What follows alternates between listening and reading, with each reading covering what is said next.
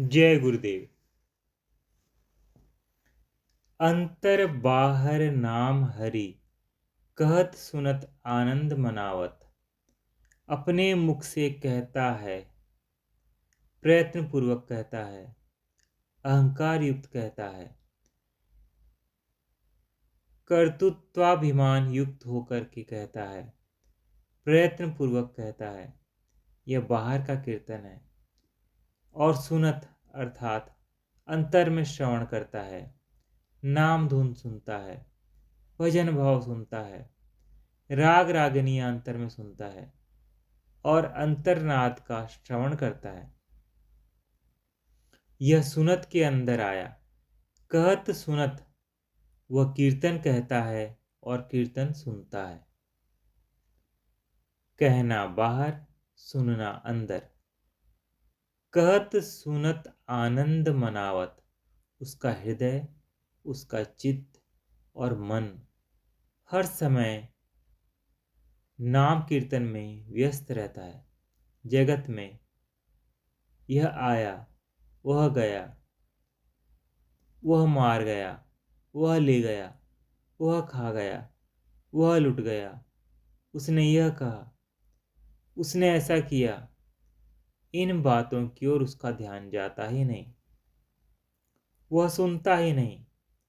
और यदि सुन भी ले तो उसके चित्त पर उसका कोई प्रभाव ही नहीं पड़ता। बातें तो कई लोग करते हैं, एक सुन करके अपने चित्त को प्रभावित कर लेते हैं, सुखी दुखी हो जाते हैं। एक सुनते हैं, अपने चित्त को प्रभावित नहीं करते। वह बात कह करके चला गया, वह नाम कीर्तन के अंदर लग गया। अंतर बाहर नाम हरि ही, कहत सुनत आनंद मनावत। कीर्तन कहा उसे ही जाए, उसको कीर्तन कहा जाता है। कहीं कीर्तन हो रहा है, वहां गए, ढोलक की थाप सुनी, सुना, जैसे थे वैसे के ऐसे वापस आ गए। वह कीर्तन ना सुना और ना वहां पर गए ही। कीर्तन का अर्थ यह है कि उसके अंदर अपना हृदय दिया जाए, हृदय का भाव उसके अंदर रखा जाए। जब भाव उसके अंदर होगा तब वह कीर्तन आपके हृदय के अंदर प्रवेश करेगा और आपके हृदय के माध्यम से प्राण तक पहुंचेगा और प्राण तक पहुंच करके प्राण को अंतर्मुखी जागृत कर देगा और जागृत होकर के प्राण आपके अंतर में क्रियाशील हो जाएगा और क्रियाशील होकर के आपके अंतर से नाम कीर्तन प्रकट होना आरंभ हो जाएगा। यह है क्रम। यदि आपके कीर्तन के अंदर, यदि आपने कीर्तन के अंदर भाव नहीं दिया, हृदय नहीं दिया, तो कीर्तन आपके हृदय तक नहीं पहुंच पाएगा। अधिक से अधिक यह है कि सुरताल कोई अच्छा गा रहा है, आप सिर हिलाएंगे, कहेंगे कि क्या अच्छा गाता है, क्या गला पाया है।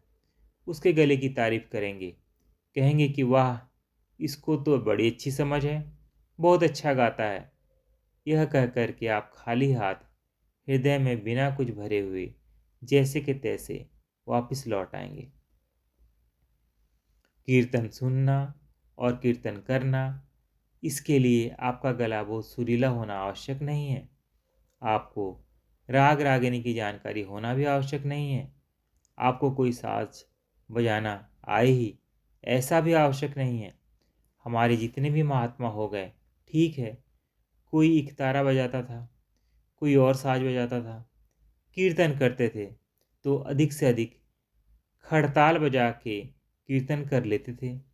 यह हाथ की ताली तो है ही, हरे राम राम राम, उसके साथ ताली आती है, कीर्तन आता है। और यदि ताली भी नहीं तो भी कोई अंतर नहीं पड़ता।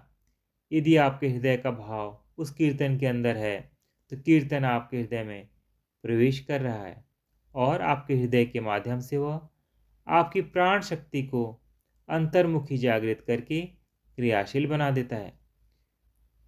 आपका अंतर कीर्तन आरंभ हो जाता है। कीर्तन कहा उसे ही जाए जिस कीर्तन के साथ भाव नहीं है, हृदय नहीं है, उसको कीर्तन नहीं कहा जा सकता।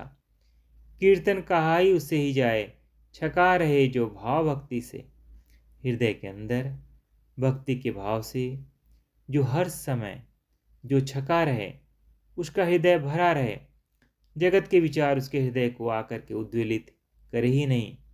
इसका अर्थ यह है कि कीर्तन करने के लिए पहले आपको जगत के प्रति वैराग्य हृदय में लाना पड़ेगा।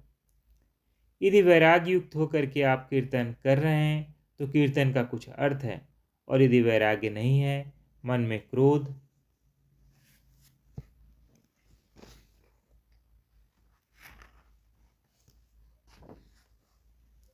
झट आ जाता है, किसी प्रकार का लोभ आपके अंदर है, जगत की कोई भी वासना आपके चित्त के अंदर है, कीर्तन करते समय भगवान का भाव नहीं है, तो उस कीर्तन को हम कीर्तन नहीं कह सकते।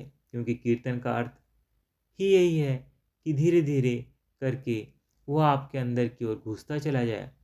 यदि अंतर में प्रवेश नहीं हुआ कीर्तन का, और कीर्तन बाहर ही बाहर रहा, तो फिर वह तो गाना हो गया, वह लौकिक संगीत हो गया। वह लौकिक संगीत चाहे कितना भी उत्कृष्ट हो, कितना भी ऊंचा हो, कितना भी मनोहर हो, किंतु वह आपके हृदय को नहीं छू सकता। और जो हृदय को नहीं छू सकता, वह हृदय के पार भी नहीं जा सकता। और जो हृदय के पार नहीं जा सकता, वह प्राण तक भी नहीं पहुंच सकता। और जो प्राण तक नहीं पहुंचेगा, तो वह प्राण को जागृत क्या करेगा। कीर्तन कहा उसे ही जाए छका रहे जो भाव भक्ति से, तीर्थ शिवोम करे गुण गायन जीवन ताका मधुर मनोहर। जो गुण गायन करता है, भगवान के गुणों का गायन करता है, भगवान की महिमा का गायन करता है, भगवान की कथा प्रसंगों का गायन करता है, आध्यात्मिक विषयों का गायन करता है, कोई उपदेशात्मक गायन करता है, कोई पश्चाताप का गायन करता है, भगवान की विरह का गायन करता है, और जो इस प्रकार का गायन करता है, उसका जीवन मधुर और मनोहर हो जाता है। उसके जीवन में मधुरता, हृदय में मधुरता भर जाती है। हमारे हृदय के अंदर कड़वाहट क्यों आती है? क्योंकि हृदय के ऊपर जगत का प्रभाव है। हमारा हृदय जगदाभिमुखी है, और जगदाभिमुखी होने के कारण वह जगत की कड़वाहट को ग्रहण करता है। जगत तो कड़वाहट से भरा हुआ है ही, इसमें तो कुछ कहने की बात ही नहीं। जगत में लोग एक दूसरे से लड़ रहे हैं, एक दूसरे का सिर फोड़ रहे हैं, यही जगत है।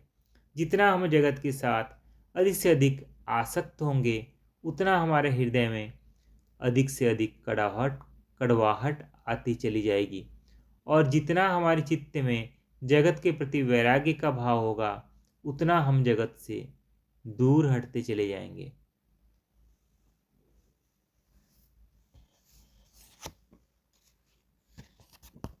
जय गुरुदेव।